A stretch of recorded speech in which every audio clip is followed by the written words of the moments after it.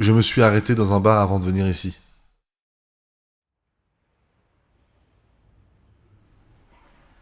J'étais stressé. Quand je suis stressé, j'arrive en avance. Et quand je suis à l'heure, c'est que je suis pile dans l'appréhension et la détente. Si je suis en retard, je suis beaucoup trop à l'aise.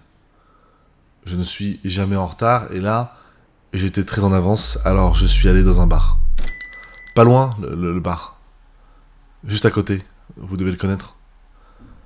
C'est assez pavillonnaire, mais il y a un petit bar et j'y suis allé. Je me suis assise et le serveur, qui devait aussi être le patron, vu comment il se permettait de ne rien faire, m'a demandé ce que je voulais. Je ne savais vraiment pas ce que je voulais, alors j'ai commandé un Long Island Iced Tea. Je n'en ai jamais bu. C'est ma mère qui en a bu toute sa vie. J'ai longtemps pensé que c'était du vrai thé glacé, et pour m'inclure dans sa beuverie, elle me donnait souvent du soda. Je ne bois pas d'alcool et le Long Island Iced Tea, c'est 5 alcools blancs différents. Vodka, tequila, rhum, triple sec et gin. Tout ça dilué dans du Coca-Cola, tout simplement. Un zeste de citron et voilà. Je n'aime pas les shots, ça embête mes amis qui pensent que je tue l'ambiance, mais moi j'aime bien les sodas, alors je me bourre au sucre et deviens une pile électrique. Et quand tout le monde est ivre et préfère aller se coucher pour dormir, moi je regarde le plafond, incapable de fermer les yeux. Dommage. Pourtant, j'adore dormir. J'ai une technique très précise pour m'endormir. Je m'imagine des histoires, de folles histoires, mais mises en scène d'une manière bien spécifique. Je suis le public, en fait. Et je m'imagine prendre mon billet, payer ma place de cinéma, m'asseoir avec mon popcorn et mon iced tea sucré, pas le cocktail, hein, le soda, et juste, je regarde. Et je m'endors comme ça. Je me raconte une histoire à moi-même. C'est aussi simple que ça et ça marche à tous les coups. Mon cerveau travaille continuellement pour inventer des histoires. Je n'aime pas les écrire, je préfère les garder en tête pour plus tard. Pour quand je n'arriverai pas à dormir et que j'aurai besoin d'une épopée fantastique pour me plonger dans le pays des rêves. Je sais ce qu'il y a dans un Long Island Iced Tea, car je suis allé dans un club de vacances avec ma mère quand j'étais petite, et elle me demandait tous les jours de lui ramener un cocktail. Alors bien sûr, à force de voir les serveurs remplir les verres, j'ai mémorisé la recette. Je ne l'ai jamais vu boire autre chose que des Long Island Iced Tea. C'est la seule chose que ma mère a bu toute sa vie. Le matin, avec son café. Le midi, avec sa salade.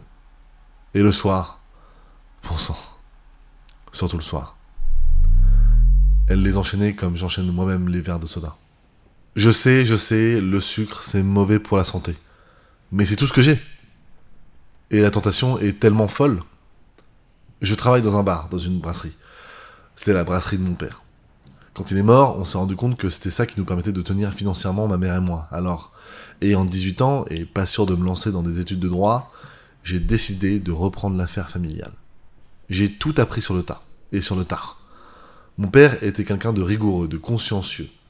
J'ai un peu travaillé avec lui quand j'étais plus jeune, mais c'était des boulots d'été. Je voyais cependant son caractère au travail. Il était si doux à la maison, si joueur et si drôle. Il était tellement drôle, mon père.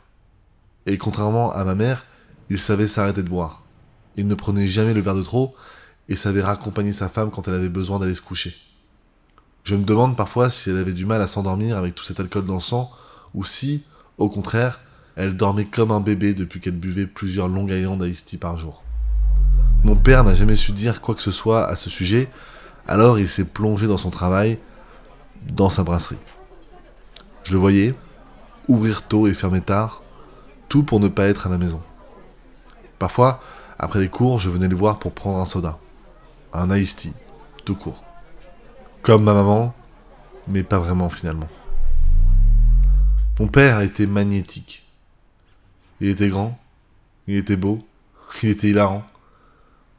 Il avait ce don pour vous inclure dans une énorme blague privée, comme s'il valorisait la relation que vous aviez à deux.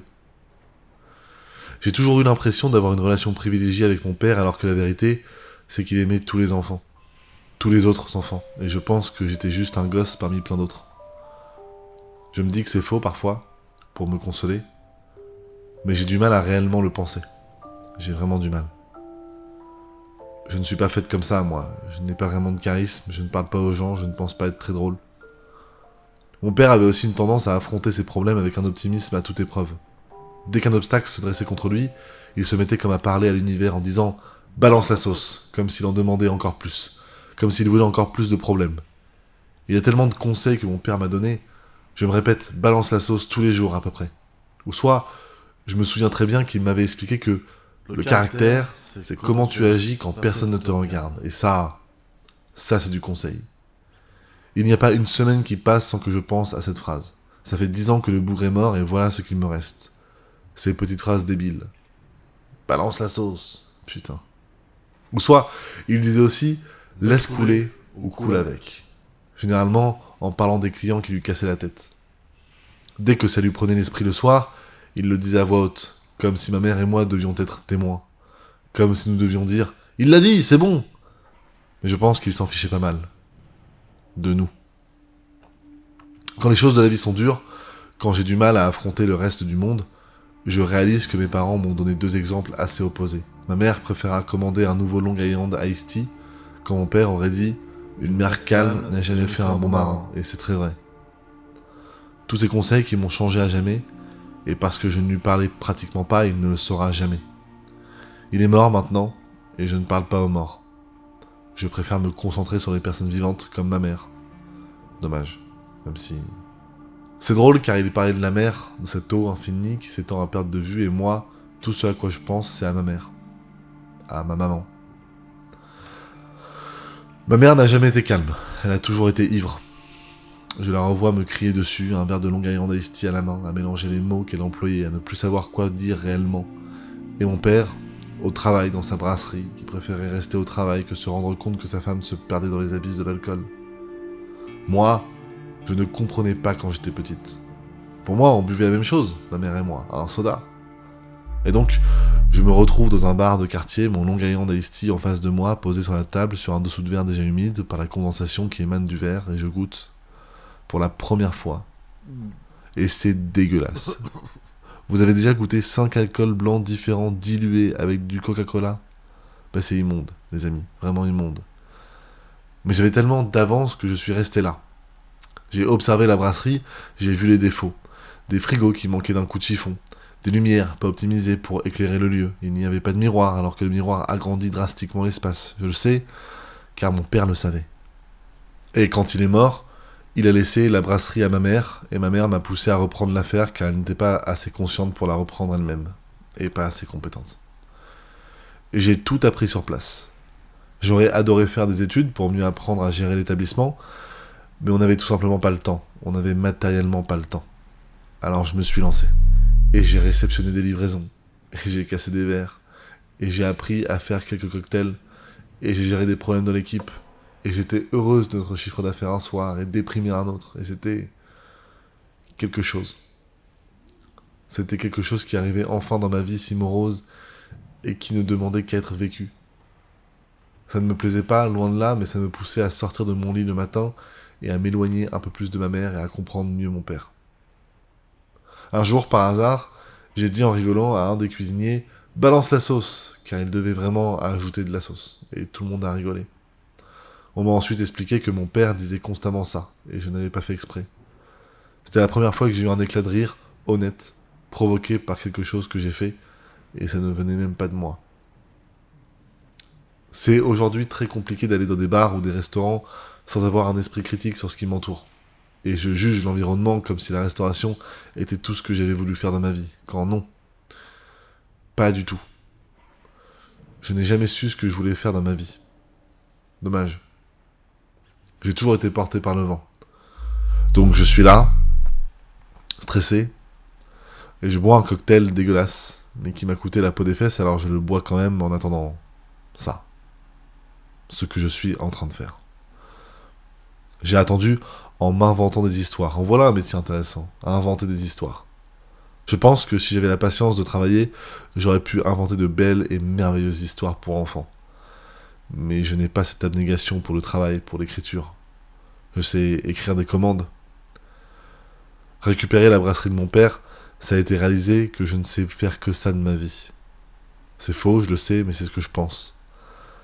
Ça fait 10 ans qu'il est mort, et je repense à tout ce qu'il m'a dit pour me préparer au monde extérieur. Ma mère n'a rien fait de tout ça. Pas besoin d'avoir fait des études de psychologie pour réaliser que la tâche que j'ai avec la brasserie de mon père, c'est pour me rapprocher de ce qui est trop tard et d'éviter le jour où ma mère en mourra. Parce que putain, elle va mourir, c'est sûr. Vous vous rendez compte que si un parent ne voit pas son enfant aller au bout de sa vie, c'est triste, mais si un parent voit son enfant aller jusqu'au bout de sa vie, c'est triste. Aucun gagnant de possible dans ce schéma et pourtant on fait des gosses. Parce que le trajet en vaut la peine, j'imagine. J'imagine, je n'ai pas d'enfant.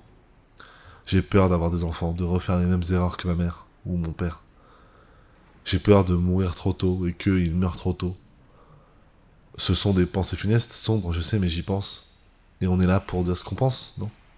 Alors je le dis. J'ai peur d'avoir des enfants, mais après, j'ai peur d'absolument tout dans ma vie.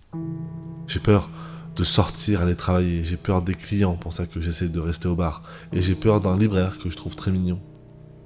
Ça n'a aucun rapport, mais c'est important de le préciser. Je crains le refus, que je puisse être humilié de tous les côtés. Mon père disait toujours, un navire est en sécurité au port, mais ce n'est pas à ça que sert le navire. Une autre phrase géniale dont je me souviens.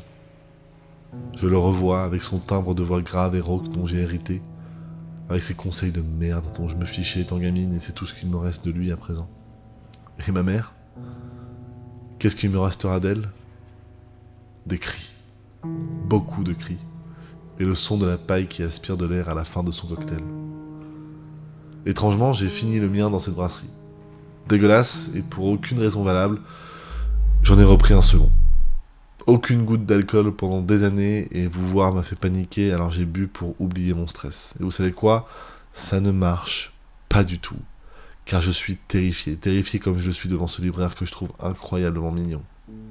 J'ai déjà eu quelques copains, quelques amourettes, mais je suis sûr que j'étais le choix par défaut, que j'étais celle avec laquelle on se contentait, la personne qu'on voit avant de passer aux choses sérieuses. Et là, ce libraire me demande tout le temps si je veux un papier cadeau quand j'achète un livre. Je ne lis pas et j'ai une pile de livres à lire immense. Puis il me demande si j'ai aimé le dernier livre que j'ai acheté, alors je mens. Maintenant, je crains qu'il m'invite à boire un café, qu'on discute littérature et qu'il se rende compte que je ne suis qu'une fraude, qu'une imposture. Et j'ai envie qu'il m'aime. Ou au moins qu'il m'aime bien. C'est compliqué si je ne fais que gonfler son chiffre d'affaires, vous me direz. Quand j'étais petite, je voulais aussi plaire au monde entier. Et mon père me disait, tu as beau être la pêche la plus sucrée de l'arbre, certaines personnes n'aiment pas les pêches. Et il avait raison, ce con. Je le sais, je le sais. Mais alors pourquoi je veux constamment plaire au monde entier? Pourquoi les gens me terrifient alors que ce sont que des clients?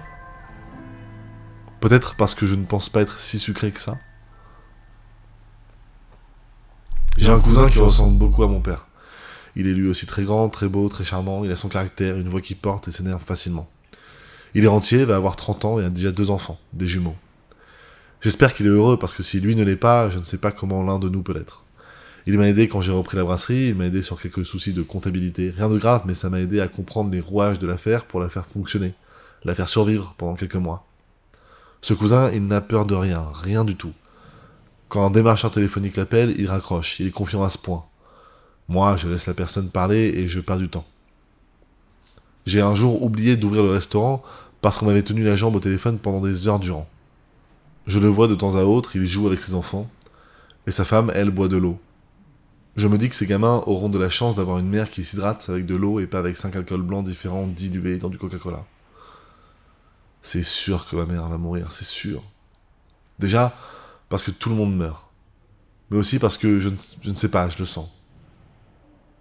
Quand mon père est mort, on m'a demandé de parler à l'enterrement, mais je ne sais pas parler en public. Du coup, j'ai pris les paroles d'une chanson et je l'ai simplement récitée, c'est tout. Pourtant, il y a plein de choses que j'aurais voulu dire à mon père avant qu'il meure. Comme t'étais où, par exemple? Pourquoi tu m'as pas consolé quand on m'a largué au collège? Pourquoi tu m'as pas montré comment changer un fût de bière quand la pompe explose sur ton t-shirt? Pourquoi tu ne m'as pas dit que tu m'aimais? Pourquoi tu n'étais pas là quand maman me jetait des cendriers dans ma direction, alors qu'elle était ivre, morte et toi absent? Si une mère calme ne fait pas un bon marin, j'aurais échangé ma mère contre beaucoup de choses, car maintenant, c'est moi qui suis énervé. Et là, je ne peux plus rien lui dire, alors que ma mère est là. Je peux lui dire tout ce que j'ai envie de lui dire, sauf que je ne sais pas quoi lui dire. Je ne sais pas ce que j'aimerais lui dire. Rien ne peut s'arranger, vous me direz. Dommage. Je ne vis plus avec ma mère et pourtant, la nuit, j'ai parfois peur qu'elle me réveille, ivre morte, en train de m'empêcher de dormir en chantant des tubes des années 70-80. Oh, je connais mes classiques, mais à mon insu. Tellement à mon insu que ma brasserie ne passe pas de musique. Je pense que c'est pour ça que j'ai aimé le bar où j'ai été tout à l'heure. C'est parce qu'il y avait un silence d'or qui y régnait. Mes serveurs et serveuses aimeraient plus d'ambiance, mais il suffit d'augmenter un peu le son pour que je m'endorme, comme si dormir était un mécanisme de défense face à l'irresponsabilité passée de ma mère. Ma mère. Je pourrais écrire un livre sur cette femme. Le reste de ma famille la déteste car elle a toujours un verre de Long Island Iced Tea à la main. Mon cousin, par exemple, ne lui a jamais présenté ses enfants et jamais ils ne la verront. Du coup, on partait avec mon père à deux. On prenait la voiture et on roulait en écoutant FIP. Vous connaissez FIP? C'est une radio publique, sans aucune publicité, c'est agréable. Ça passe plein de choses, ça change du top 50 de ma mère. Mais pour moi, ma mère c'est ma mère. C'est compliqué de plus aimer sa mère car le monde entier nous dit le contraire. Et je n'ai jamais voulu aller contre le courant. Je ne suis pas comme mon père ou mon cousin, je ne suis pas construite comme ça. Pas que je sois différente, juste... Je suis pas construite comme ça. Quand j'ai retrouvé ma mère pendue dans notre salon, j'ai vraiment flippé, vraiment.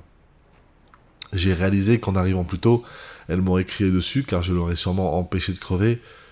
Et si j'étais arrivé plus tard, ça aurait été trop tard. Dommage. Mais je suis arrivé pile au moment où elle était assez consciente pour ne pas mourir, mais assez inconsciente pour qu'elle ne me crie pas dessus. Quand je l'ai trouvée, je n'avais vraiment pas envie qu'elle me crie dessus, je ne vous le cache pas. Le plus drôle, c'est que quand j'ai appelé les secours, ils m'ont dit de ne surtout pas lui donner de l'eau. J'avais envie de leur expliquer qu'il n'y avait pas eu d'eau dans son corps depuis 30 ans, mais je n'ai rien dit et je l'ai laissé là. Elle m'a vomi dessus. Sûrement le Long Island Iced Tea qu'elle avait mal digéré, je ne sais pas, aucune idée. C'est fou de vouloir mourir comme ça, c'est étrange. Mon père aurait aimé vivre plus longtemps et ma mère a voulu partir d'elle-même. Ce serait tellement génial de pouvoir donner un peu de notre caractère aux autres personnes. Le trop-plein de notre confiance en soi pour un entourage qui n'en a pas assez finalement. On l'a emmenée à l'hôpital et quelques jours après, je suis allé la voir sans savoir quoi apporter. J'ai un certain sens de l'humour dont j'aurais aimé lui offrir une bouteille de Coca-Cola ou d'Iced Tea, mais j'ai préféré des fleurs. C'est classique, c'est sobre, c'est convenu, c'est sans risque. Elle ne m'a pas reconnu à l'hôpital.